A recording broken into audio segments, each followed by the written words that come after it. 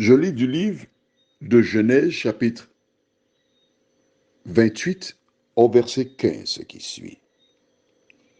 Voici, je suis avec toi, je te garderai partout où tu iras, et je te ramènerai dans ce pays, car je ne t'abandonnerai point, que je n'ai exécuté ce que je te dis.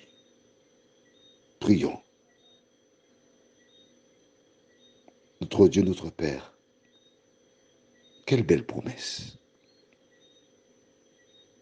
À partir du moment où nous faisons alliance avec toi,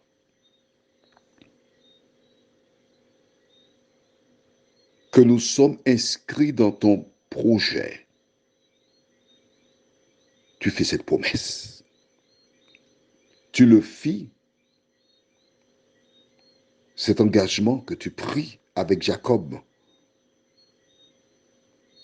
et tu le fais avec chaque de nous.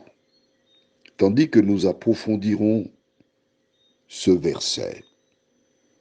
Merci de nous éclairer. Nous t'en prions au nom de Jésus pour ta gloire éternelle. Amen. Pour celles et ceux qui ne connaissent pas l'histoire, Isaac, fils d'Abraham, a eu de son épouse 2 fils, Ésaü et Jacob. Mais avant leur naissance, il y avait un mouvement dans le ventre et la mère alla demander à Dieu des explications. Et Dieu lui répondit, il y a 2 peuples dans ton sein. Le plus jeune supplantera l'aîné. À leur naissance, la mère choyait Jacob, le deuxième. Et le père Isaac aimait l'aîné, Ésaü, qui était un chasseur. Il y a une indication. Pourquoi préférer celui qui serait en bonne position? Est-ce une indication qui nous montre que depuis que le monde est monde, que certaines, je dis bien certaines femmes, sont attirées par tout ce qui brille? Exemple, un grand footballeur n'a aucune difficulté pour trouver une femme. De grands musiciens, de grands couturiers, dès qu'il y a une réussite sociale, il y a des femmes qui environnent les hommes. Mais la mère, elle choyait Jacob. Au fil des jours, cet amour est devenu viscéral. Un jour, Isaü, revenant au domicile, prit le goût, l'odeur de mets que Jacob préparait. Oui, parce qu'il était avec sa maman, donc il cuisinait, elle lui montrait tout ce qu'elle faisait. Il demanda, oh, donne-moi ce mets.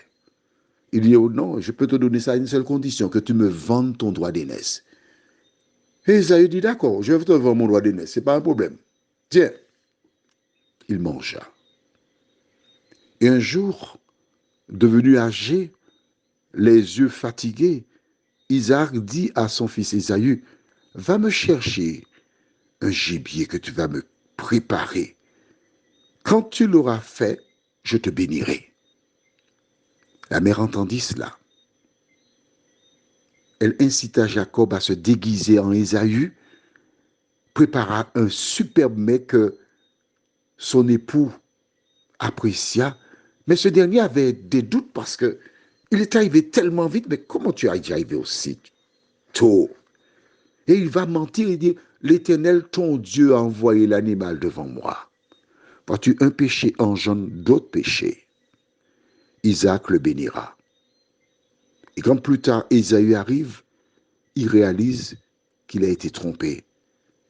Et il dit pour qu'on entende, pour que l'on sache à la mort de mon père, parce que j'aime mon père, je le ferai par le son vivant, mais je tuerai Jacob. Jacob prend la fuite. Voilà pourquoi il se trouve quelque part caché et il dort. Qu'est-ce qui se passe?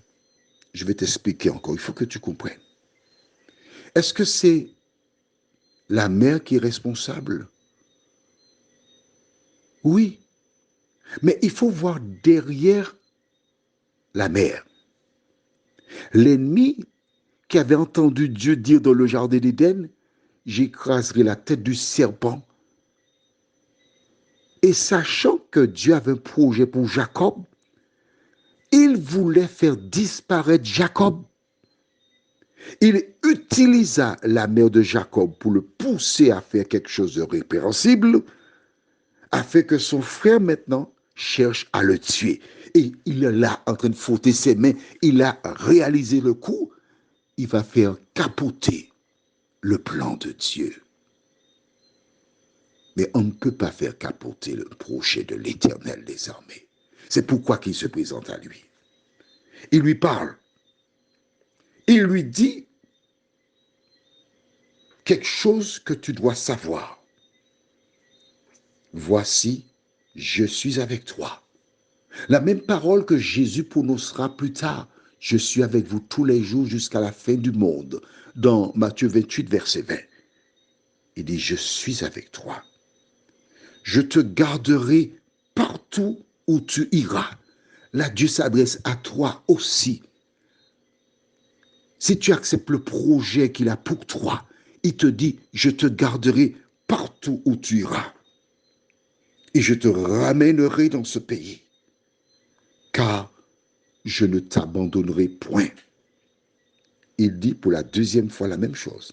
Mais oui, quand il dit, je te garderai partout où tu iras, et maintenant il dit, je ne t'abandonnerai point, c'est la même chose.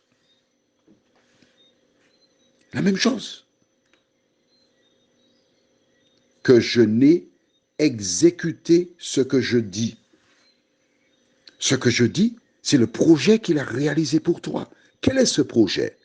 Jérémie 29, verset 11 déclare, car je connais les projets que j'ai formés sur Mathilde ou sur Jean. Tu peux mettre ton prénom au lieu de sur vous. Projet de paix et non de malheur, afin de vous donner un avenir et de l'espérance. Prions. Seigneur, tu avais annoncé que tu avais un projet pour Jacob. Ce Jacob qui, plus tard, donnera naissance aux 12 garçons qui constituent les tribus d'Israël. Tu as tenu ta parole, parce que tu n'es pas un homme pour mentir, ni un fils d'homme pour te repentir.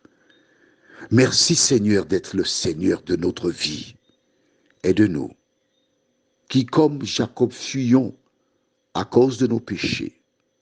Aide-nous, qui sommes dans des situations difficiles, à entendre cette même voix nous dire, ne crains point, je suis avec toi.